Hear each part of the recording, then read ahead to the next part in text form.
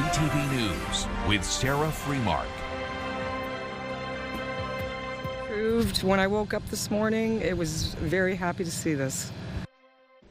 The community is breathing a cautious sigh of relief as the weather holds off, giving crews a much-needed window to push ahead with flood recovery efforts. Thank you for joining us. It's been a day of reprieve, but floodwater is still streaming through the township of Minden Hills, where a state of emergency is still in effect. Tonight, officials are opening essential services for those in need. CTV's Rob Cooper brings us more from that region. What a difference a day can make. Just ask people who live in flooded out Minden. It's gotten a lot better this morning. Cautiously optimistic. We just hoping the river doesn't come back up again. This is what it looked like along the Gull River on Monday. Today, a much different story. The state of emergency declared in the small town still remains, but residents and the fire chief say things have improved greatly since last night, but they're not out of danger just yet. We're not completely out of the woods yet. Water levels will continue to fluctuate.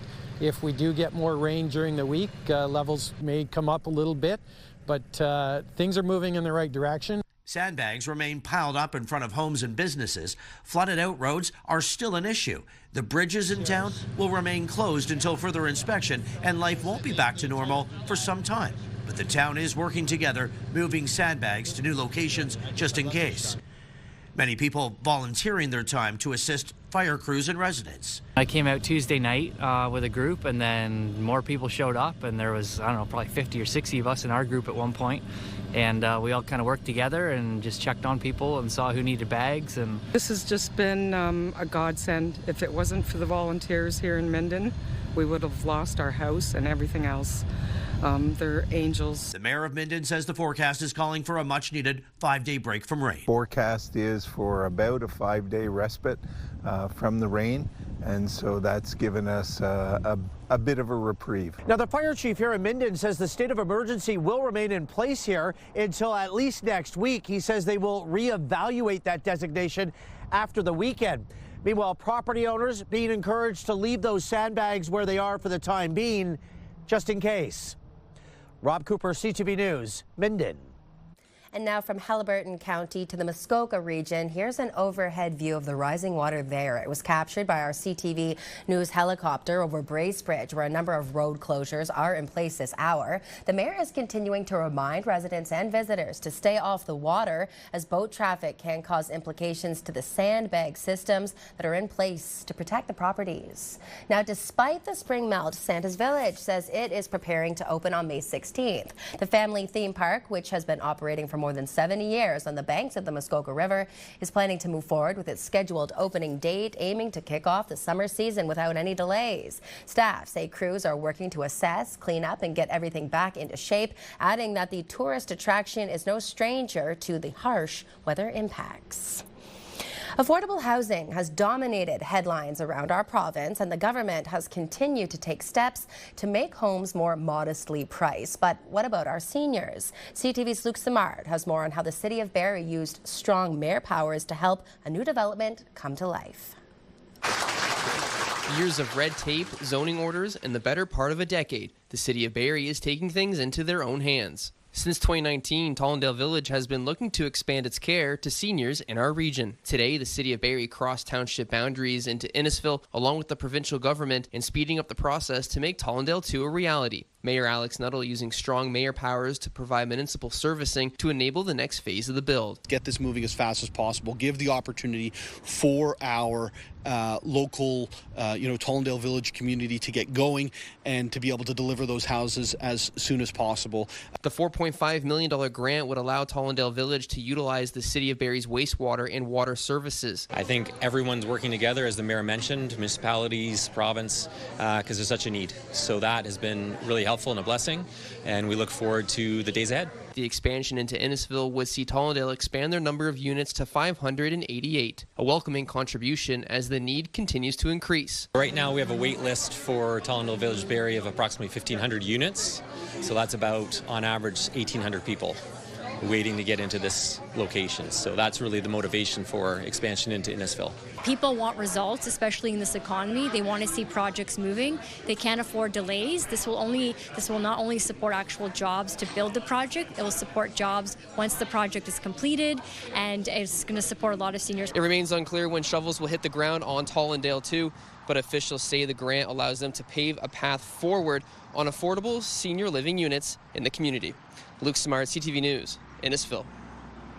It is now 5 minutes past 6. Let's head outside and take a look at our roads. This is a live look at Highway 400 in Barrie, just south of the Dunlop Street area. The roadway is clear. Traffic has been moving well all day with no major incidents reported. Now, despite the sunshine, there is still a bit of a chill in the air. Wasaga Beach, construction continues in the Beach 1 area, part of a major redevelopment project along the shore of the world's longest freshwater beach. But can we plan to dip our toes in anytime soon? Let's say good evening to Casey Colby. I know, Casey, you are always in the water very, very early in the spring. You're not afraid of the chilly water, are you? Not at all, no. A little jolt to you. It makes you happy to be alive, glad to be alive, knowing you're alive. And you're alive, all right. Mother Nature's alive. And the sunshine makes you feel alive. That water, that cool water, that'll make you really appreciate what a day can offer. A good day, I might add. And this is a good day. This is the first look at the forecast. Let's dive right into it. Brought to you, of course, by our friends at thegraveldrivewayguy.com, your local gravel driveway expert. 9 degrees, just a little bit cooler than we were about 15-20 minutes ago. Winds are picking up out of the south, 22 kilometers an hour. Gusts as high as about 30 a little later on. Ooh. Look at that, 16 degrees jumped right out at me. That is, of course, in Owen Sound. 13 up Parry Soundway. We're sitting at 9, as mentioned, in Barrie, and 12 degrees in Allison, 12 in Mount Forest. Call it 10 in Toronto, and 7, looks like 7 degrees. Make that Newmarket is the cool spot in our region. In many ways, I might add. Radar satellite images over the last little while, and yeah, system to the south. Look at that in the south. Whoa, yeah. Little shower activity ripped through the southern portion of the province, and we're looking at sunshine. Coming up, Sarah, in a few minutes' time, we made it up to double digits today. 10 degrees. Can we go higher? I think we can, Sarah. I think I'm hearing it from Mother Nature. I've heard it from everybody else, so let's hope Mother Nature finally delivers too. All that coming up in a few minutes' time, and I do believe the sun's going to stick around. Not this evening, but again tomorrow. All that coming up in a few minutes' time back inside. Looking forward to it. Thank you, Casey. Now, in other news tonight, a man in his 20s has been transported to a trauma center following a workplace injury. This happened in Barrie. According to Orange Ambulance, the man was airlifted to Sunnybrook Hospital in Toronto with critical injuries relating to an industrial accident. The Ministry of Labour, Immigration, Training and Skills Development has been notified and an investigation has been launched. Meanwhile, police say a 16-year-old male from Barrie has turned himself in after a warrant was issued after investigators allege the teen chased several people at Georgian Mall while armed with a machete. This happened back on March 9th. The youth is now facing multiple charges, and police are still looking to speak with any other victims that may have been involved. Police in Bradford, West Gwillimbury were quick to respond after receiving calls from some concerned citizens. This was the scene near Carter Street and Miller Park Avenue on Sunday, where South Simcoe police stopped a vehicle after neighbors reported that a group of people were spotted carrying what looked like weapons. Investigators later confirmed the items were air rifles, not real firearms, and the group was released. A man with a history of drinking and driving has been sentenced. This comes after a series of scary moments in South End Barrie that started with a head-on crash at a busy intersection and ended with his truck smashing into a garage. CTV's Mike Arcelides reports. Convicted of driving drunk for a third time, 53-year-old Arlo Bueller was taken from the Bradford courthouse straight to jail. Bueller sentenced to 6 months behind bars after pleading guilty to a March 2023 drunken rampage in the south end of Barrie. Bueller, who was originally from the Dundalk area and had been out on bail for 3 years, was convicted of crashing his truck head-on into a Jeep at the intersection of Ferndale Drive South and Arter Road. He then continued driving around the neighborhood, hitting snowbanks and reversing into a garage, leaving debris that included parts of his damaged truck along the way. Investigators said Bueller was driving with 3 times the legal limit of alcohol in his system that night when he provided a sample 90 minutes after several witnesses called police to report seeing a driver out of control. Bueller admitted to causing the head-on crash before taking off and traveling down a path of destruction along Gore Drive.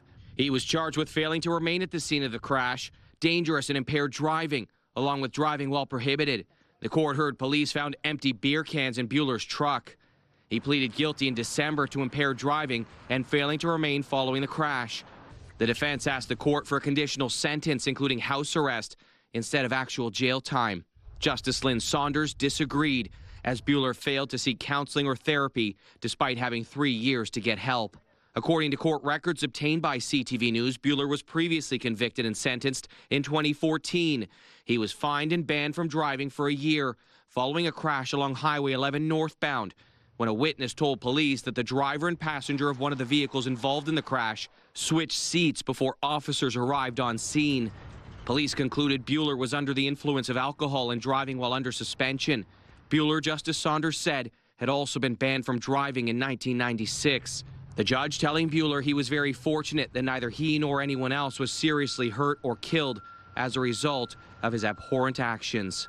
Upon his release from custody, Bueller will be banned from driving for 3 years. Mike Arsledy, CTV News, Bradford.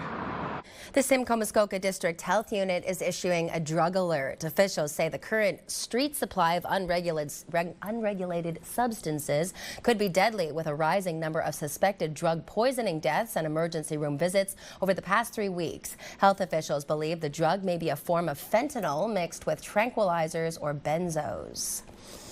When disaster strikes, the Salvation Army is often called in to help provide critical support. CTV's Mike Lang brings us behind the scenes of the organization's simulated emergency response training, preparing volunteers for real-world crises, including flooding events. Approximately 8,000 people have been affected. Utilities have been damaged. Those are some of the many conditions that Salvation Army staff and volunteers encounter when they are called to a disaster. This weekend at the Jackson's Point Retreat, nearly 50 volunteers and staff from across Ontario practiced responding to a mock tornado at a music festival. Your typical response will include reception management or reception center support. It'll include food services and food delivery. It'll include emotional and spiritual care. The group split up into 4 teams, tasked with adapting to scenarios thrown at them by emergency management university students. Our opportunity in this organization is to provide support to folks that are in the middle of the worst day of their life or one of the worst days of their lives. Among the volunteers, longtime member Doug Leach from Peterborough, who was deployed for Hurricane Katrina and 9/11. You witness a lot of people who have lost lots or everything. I think it's a part of our culture to help people too. Public Information Officer Taylor Simmons helped in the response to the Newfoundland wildfires last summer. Keeping on top of training throughout the year, this really provides our volunteers and staff the experience to bring that training into a real-world scenario. With the ongoing flooding in Minden and across central Ontario, Simmons and Ottawa-based Gordon Deavy are among those getting the call to help at the municipality's reception center. That'll include registering evacuees as they're coming in, making sure that the reception center is up and running, providing spaces for individuals to sleep. I'm going there to do whatever they need to do, whatever the Salvation Army asks. Up to 8 volunteers are getting deployed to the flooding in Minden to begin the week, and the Salvation Army says they will continue coordinating with the impacted municipalities and the province's Emergency Operations Center to determine if more resources are needed. Mike Lang, CTV News, Georgina Township.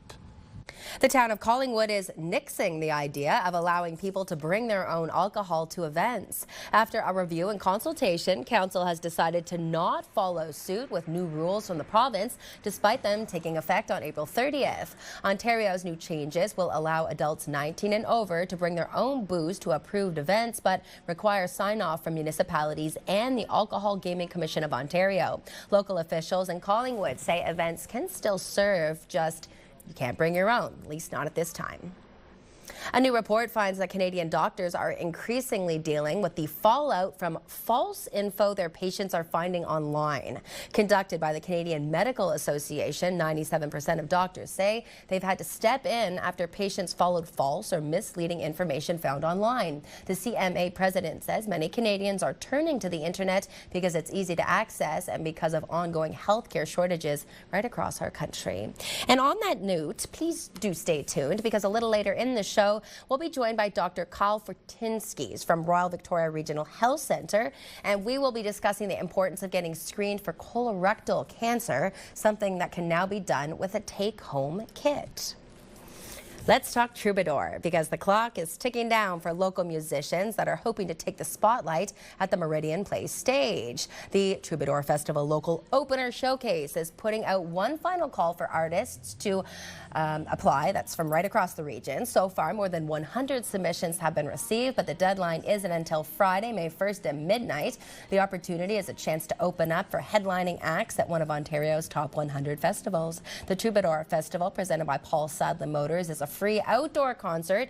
The series kicks off on June 6th. I will be there for each and every one of them with you. It's brought to you by CTV Barrie, Pure Country 106, Bounce 104.1, and the Downtown Barrie BIA. For the full schedule of events and more information, go to ctvbarrie.ca. Click on that little summer concert series tab. I'm getting very excited. Preparing to paint the town red with black ties and ruby gowns, marking 40 years of support for the McLaren Arts Centre through the annual gala. Plus, they are the first responders to Man's Best Friend and beyond. How this group of volunteers is supporting those without a voice. Stay with us. You're watching CTV Barrie.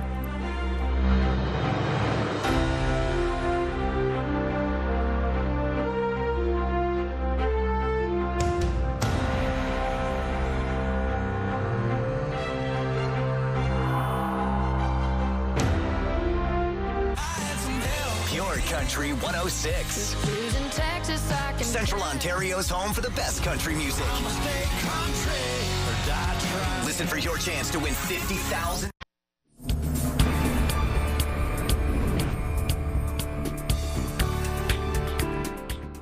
There's quite a bit happening around the region. First up, a new volunteer group is stepping up, acting as first responders for injured wildlife and animals in distress. It would be nice to get her back out, though. Back where she belongs. Just volunteers. Nobody has a business doing it. It's just a volunteer base that we use and that he's created a whole hub for.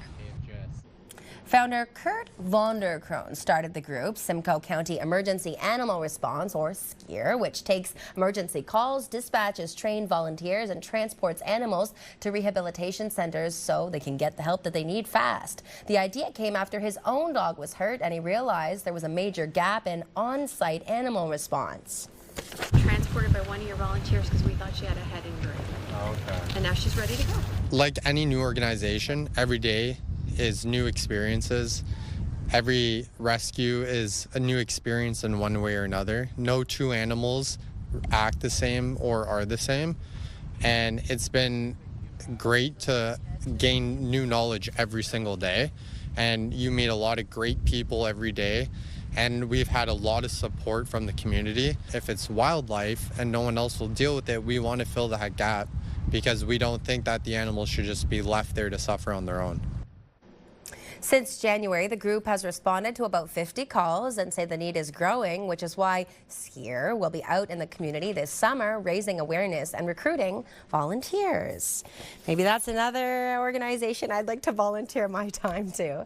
Well, he is a member of the Order of Canada, but Paul Valdemar Horsdal, or Valdi, is best known for his 4 gold records as one of the most influential folk singer-songwriters ever to come out of our country. They'll play me a rock and roll song. Don't play me songs about freedom and joy. Still sounding spot on. Yes, Valdi's rock and roll song was his first hit back in 1972. The Ottawa-born folk hero has spent a lifetime sharing his songs and stories, and even now at 80 years old, he's still touring to a growing audience, and this week, he's coming to Meaford Hall. He is a 2-time Juno Award winner, 4-time Juno nominee, major folk winner in Canada, and a Canadian legend in folk music. Play me a rock and roll song. I say, don't play me no song at all. You can take in the performance at Meaford Hall April 23rd. That's this Thursday at 7:30 p.m.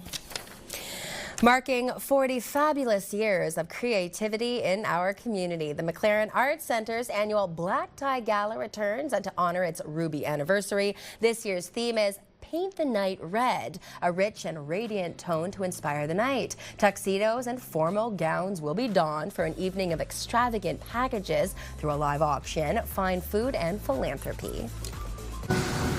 Thank you so much for being a part of the McLaren and the McLaren Gala. Each year, your support and donorship and patronage really goes to the community, and we love to open up to new possibilities too. So with all that funding, we can do all this and keep arts in our community. The sold-out Saturday evening soiree raises essential funds in support of McLaren's children's programming and exhibitions, and will be co-emceed by yours truly. Very much looking forward to that. Well, we know the Colts nearly swept the 67s, but what about that friendly little wager that we made with our CTV Ottawa counterparts? Well, it's time for them to pay the piper. That's coming up shortly, but first let's head outside. Cases in Bob's Garden. Ladies and gentlemen, tomorrow is officially Earth Day. And how does Mother Nature feel about that? Well, winter storms in Manitoba and Northern Ontario and 27 degrees in Saskatchewan? How does Mother Nature feel about us? I have that answer for you in just a couple of moments. And our weather watcher artiste will have a look. Yeah, Liam says, tell me, warmer spring days in the long-range forecast? Indeed. You're watching CTV News Barrie.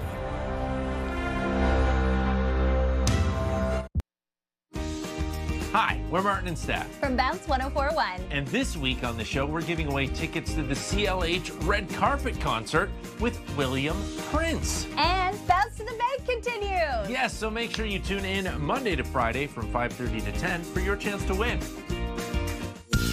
Picture this, brought to you by Bounce 104.1 and Pure Country 106.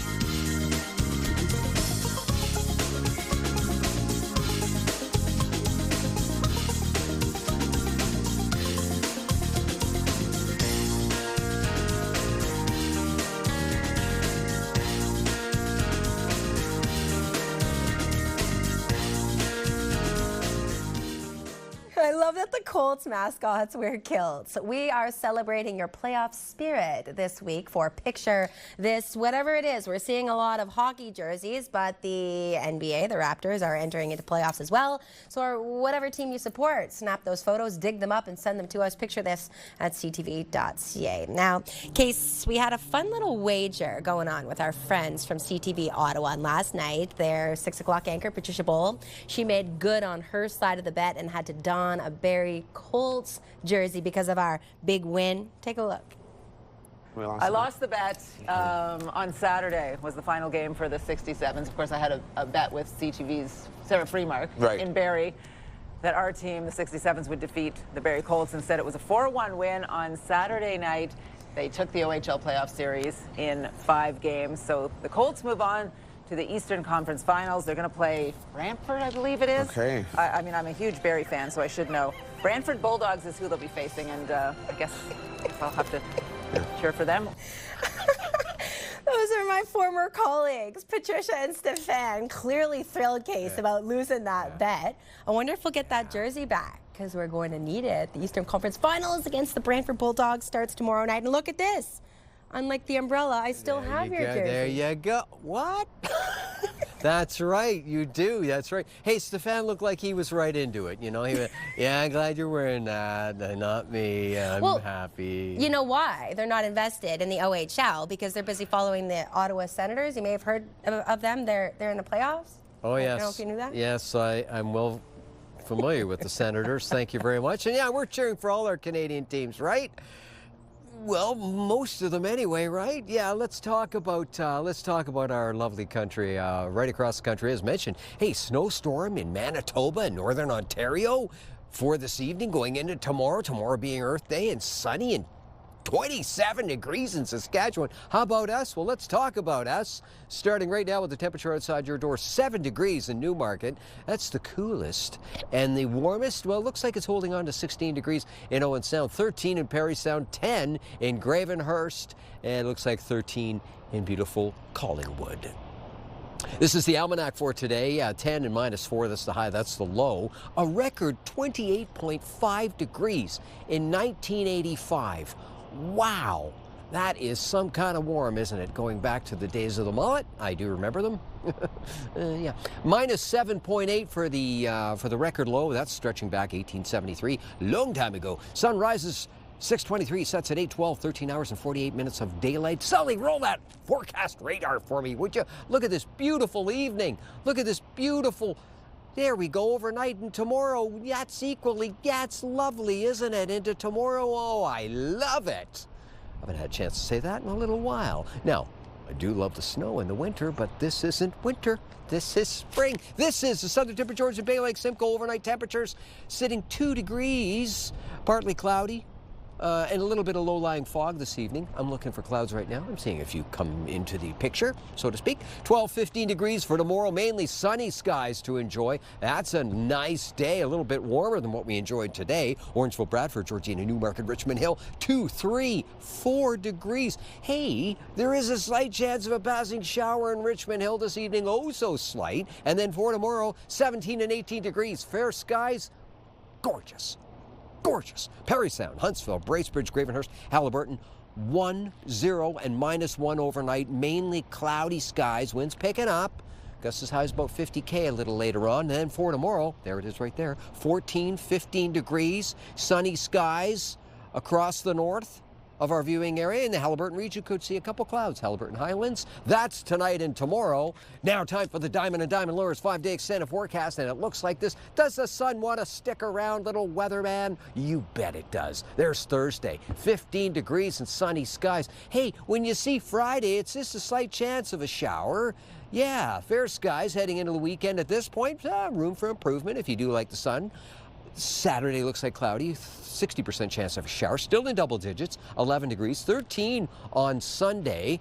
Sun and cloud mix. This is the 5-day extended forecast for York region. Sunny on Thursday, 16 degrees, 11 on the Friday. That would be a late day chance, slight chance of a shower, 11 degrees. 10 degrees on Saturday, cloudy at this point, saying pretty good chance of some shower activity. And 14 on Sunday, fair skies. Muskoka, Parry Sound, Haliburton, have a look. It looks like Thursday, sunny. Everybody gets sunshine on Thursday. 14 degrees, 11 on the Friday, wide open skies. And then something happens overnight called cloud cover, and Saturday at this point not calling for any rain, but 13 degrees, so we're still decently mild, and 17 on the Sunday and a sun and cloud mix. That looks pretty good. That's the most days of sunshine in a row in any 5-day extended forecast I've seen in a long time. Thank you, Mother Nature. We had to wait till Earth Day before she cleaned up her act. What is going on tonight? I love this energy case. It's the hat. Is it? Is there a special story behind the hat? Shall we save time for that? Just a new hat. I heard you making the sounds of the bald eagle before the show. That was cameraman Dave. Was it? It was very loud through my ear. I think we'll probably need to hear that before the end of the show. Very good. Okay. Very good. Let's get back to our Barrie Colts because they were on the ice at the Allendale Rec Center today, getting ready to face the top team in the league. Now, after knocking out the Ottawa 67s from the OHL playoffs, the Colts are looking to keep that momentum going as they turn to their new opponents, the Brantford Bulldogs. The first game in that second round series of the Eastern Conference goes tomorrow at TD Civic Center. Puck drop 7 p.m. Looks to the net, fire stop, rebound stop, another chance. They jam at it, and Hrebeck able to cover it up. So a key player in eliminating the team was Colts' Ben Hrebeck, who has now been named OHL Goaltender of the Week after making a total of 98 saves between the pipes last week, helping to close out that series with the 67s in Game 5. The 20-year-old is from Milton and is 8-1 in these playoffs. Now, keeping on the high of the Colts season, the league has named Marty Williamson as a finalist for the General Manager of the Year award. He's helped the team cruise to their second straight Central Division title with boosts from key veterans brought on at the trade deadline. The road to the Memorial Cup is brought to you by the Boots and Hearts Barn Burner Charity Hockey Game. We are 1 week and 1 day away from our Iron Chef competition, and things are starting to heat up. April 29th, 2 chefs, 1 epic showdown. The Peggy Hill team presents the Iron Chef at Tangle Creek. We're very honored and excited to be part of this event, to know that the community are coming together through this event to make sure that the Busby Centre can continue our important work is absolutely amazing. Bounce 104 morning show host Martin Van Coy and I will be hosting the exclusive event at Tangle Creek. You're all invited. The culinary creations will be prepared right in front of your eyes, so bring your palate, motivational spirit, and sense of community. We are seeing an increase in folks that are seeking services for shelter and housing supports, but also in food security. Our meal programs are just busting at the seams. Our breakfast saw 190 people last week. So we just need to continue to do this really important work together with the community, and continue to provide these services. Feel good about joining us for our Iron Chef competition. The High Stakes Culinary Showdown is presented by the Peggy Hill team, and it's one night only. Next Wednesday, April 29th at 7 p.m. at Tangle Creek. We hope to see you there. It is one of the most curable cancers if caught in time, yet there's a stigma around testing. Still to come here on CTV Barrie, a new screening option for colorectal cancer, and it's through our region's largest hospital. Details on the other side of the break.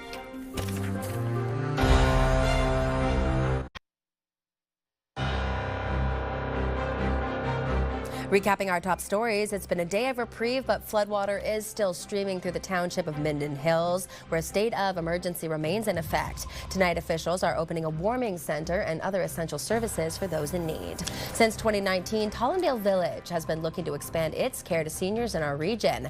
Today, the city of Barrie, along with the provincial government, is speeding up the process to make Tollendale 2 a reality. Mayor Alex Nuttall using strong mayor powers to provide municipal servicing to enable the next phase of that build.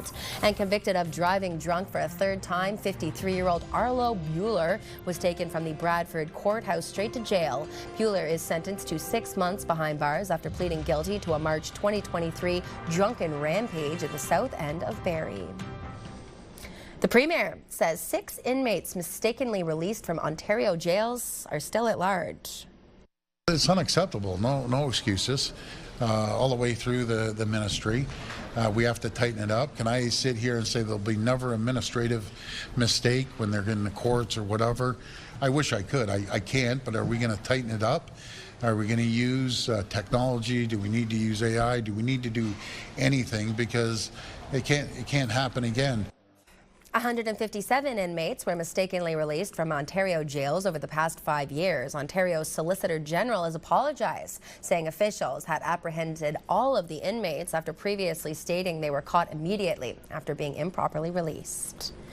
There is turbulence at Queen's Park around the province's purchase of that private jet for the Premier, even after it's been said it will soon be sold. CTV's Queen's Park Bureau Chief Siobhan Morris has more. 5 days after a shaky landing for the Premier on the purchase of a jet for government business, Doug Ford says he's sorry, not for buying the $29 million plane. I apologize for not communicating it properly. I still feel it was the right decision. The Premier feels he's convinced more Ontarians of that.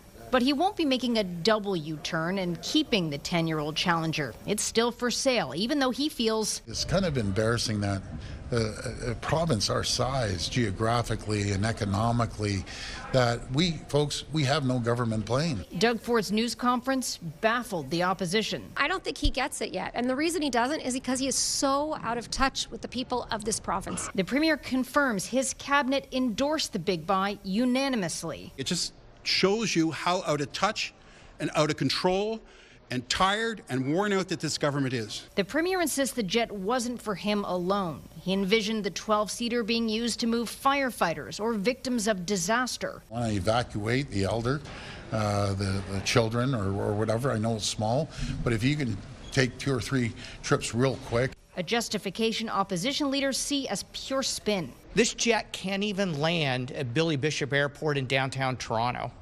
how's it going to service Northern Ontario? The Premier does have access to OPP planes, but Ford says they aren't always available, and the turboprop... You can sit there and put your arm on the other side and touch the plane, and you're bouncing up and down, and I'm praying to God that we land. It's terrifying. Ford says flying commercial gets complicated with flight delays and cancellations and security concerns from his OPP detail. Guy got into the rocket field, and next thing you know, he's calling me names at 30,000 feet in the air. No excuse, says Marit Stiles. Well, grow up. You're the Premier of the province. You don't think I get hassled occasionally? Big whoop. Big whoop. This is a privileged position that we have been given. A position opposition leaders don't believe the Premier is taking seriously. Siobhan Morris, CTV News. Let's talk gas. Today's price at the pumps has drivers giving a bit of a sigh of relief as it's significantly cheaper than what we've been seeing in the past weeks. At local gas stations around Barrie, the average cost for a litre of regular is sitting at around $1.59 right now. This comes despite more expensive summer fuel blends being introduced. Now, still, experts say it will take months before gas prices truly stabilize, even as the conflict in Iran begins to resolve slowly, it seems. Another place that's being seen tension is our markets. Let's take a look at today's numbers. The TSX was down 551 points, the Dow was down 293, and the Nasdaq was down 144. In commodities, oil was up, closing at $89.67 a barrel. Gold was down, finishing at $4,719 an ounce, and our dollar was up, ending the day at 73.24 cents US. Colorectal cancer. It is the third leading cause of death from cancer in both men and women. That's according to the Canadian Cancer Society. And today we're talking about how prevention and screening can not only be done at our region's largest hospital, there's also now a test that you can take home. Joining us now from RVH is physician lead Dr. Kyle Fortinsky. It's nice to have you in studio. Thanks so much for having me. What is the leading cause of colorectal cancer, doctor? So like most cancers, genetics plays a role, environment, things we eat, our weight and other factors, but most importantly in colorectal cancer, it's getting screened for the cancer. And so the most common cause, I would say, in our community is not being screened and not being adequately tested. That's why people are coming getting cancer, and that's why it's so important to screen for it. Is there a particular demographic that you find is facing this cancer more than others? Yeah, so I think, of course, like most cancers, as we get older, it's more prevalent, but we are seeing, unfortunately, more cases in younger patients. That's what's led the U.S. to change their screening guidelines for 50 to 45, and we're doing something similar, stay tuned, in Ontario coming soon. But again, the most important thing is really the demographic of patients that aren't being screened adequately, newcomers to Canada who maybe don't have primary care providers, and that's really what we're trying to get people out to do, is get screened, because it's one of the most preventable cancers that we have. Stay tuned. You can't tease us like that. Now we're going to have to follow up with the doctor on that one. Why do you think that there is a stigma around colorectal cancer? Why do you think that people are hesitant to get screened? I think, of course, with colonoscopy, it's a very invasive procedure. It's bread and butter for me, and it's something I do every day, but for a lot of people, it's very uncomfortable. You have to take a bowel preparation. It's not a pleasant experience coming into the procedure. I think it can be very scary for patients coming in for procedures. But what's amazing is this new test that you can do in the comfort of your own home, where you can test your blood for you can test your stool for microscopic amounts of blood, and that can be an early sign for colon cancer or a concerning lesion that you then would follow up with your doctor, and that's a great way to screen for cancer. Okay, let's key in on that. So it's called a FIT test, is that right? Yeah. So there's certain people that are eligible for this test. You get it at home. Walk me through it. What are we going to do? Because it doesn't necessarily need to be a colonoscopy, right? For sure. So you can actually take a sample of your own stool. I know it sounds funny, and my kids are probably at home laughing about this, but you take a sample of your own stool, you get a little test, you follow the instructions, and it takes a tiny bit of a sample, you mail it away, and it can detect if there's very small amounts of blood in your stool, which may indicate that there's a problem. And if there is a problem, your doctor will send you for a colonoscopy where they can evaluate that further. But the idea is that most patients who do this test won't have to go for a colonoscopy.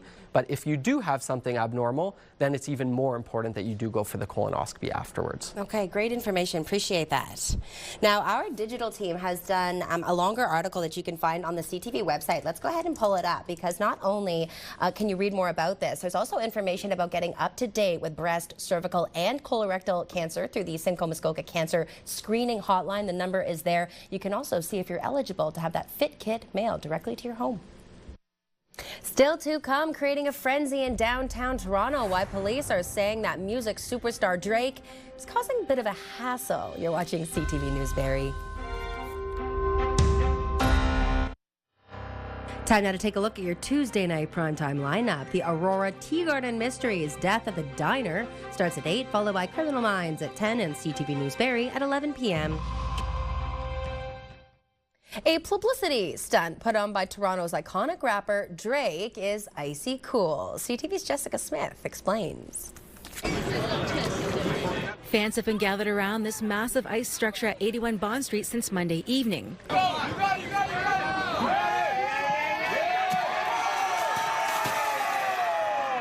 Toronto streamer Kishka arrived mid-afternoon seemingly to help crack the code on this ice structure of what Champagne Papi, aka Drake's release date for his latest album, Iceman, is going to be. After a few minutes, the streamer revealed a blue waterproof bag. Toronto police asked the streamer to get down and asked the growing crowd to not climb the ice. He climbed down and took off in a waiting vehicle.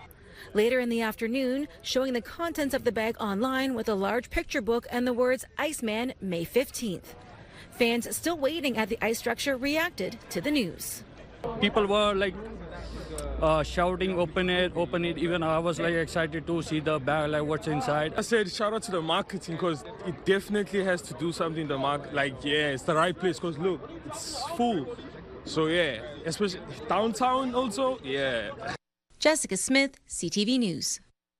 We'll end tonight in British Columbia, where a Victoria man's first experience blowing dandelions turns into an unexpected story about searching for love. CTV's Adam Sawatsky has more. Well, it's never comfortable trying new things. I've never done this before. Kyle Herskowian is blowing caution to the wind because he's looking for love online. Brand new to me, too. Kyle's here because a couple friends were concerned about the pictures he'd posted on his dating profile. They didn't believe that I'd find anybody online and that I didn't have any good games. So, a different friend, Kelsey Wood, agreed to help him take new ones. To try to open his horizons and meet some new people. Along with blowing dandelions in a field. For a up-close, introspective look. Kyle's posed with balls to show he's sporty, ducks to show he's caring, but then with a blazer. And a business shot with me talking on the phone, yelling at people. And that's when this story takes an abrupt turn. I don't think it would be good for a dating profile. You see, Kelsey and Kyle are taking all these pictures as a joke to get back at those other friends who didn't believe that he could make a meaningful connection online. They don't know that I'm actually seeing somebody, so... Who are you dating? A girl named Kelsey Wood. Who he did successfully meet online, who you've already met in this story. We've only been dating for a couple weeks. Yeah. And how's it going so far? Good. Yeah. We're in a field together. All of the afternoon. Laying a foundation of fun together. It's not about anything other than, enjoying your life and enjoying the little moments together. I've always just wanted to meet someone that I can laugh with, and I feel like it's been nonstop laughs since we met. And like blowing those dandelion seeds will likely lead to new plants growing, Kelsey and Kyle hope that using those silly photos to introduce her to his friends will lead to even more laughs blooming. I hope they one-up us. Totally get us one day. Yeah, they will. Adam Sawatsky, CTV News, Victoria. Let's blow right into tomorrow, Case. How's the morning looking? Let's take a look right now. First thing tomorrow morning, what are we looking at? 7 o'clock, get up and go forecast. Looks like this. Well, it looks like mainly cloudy skies to start things off in Barrie, and a temperature sitting at about 4 degrees. 5 degrees in Newmarket under predominantly cloudy skies. And it looks like, there it is there. Yeah. 2 degrees in Gravenhurst, and it will be the sunniest area at 7 o'clock tomorrow morning. But the sun touches everyone tomorrow. Enjoy, Sarah. Thank you very much, Casey Colby. I'm Sarah Freemark. Jack is feeling a little under the weather, so I will join you tonight at 11. Hope you too will join me. Good night.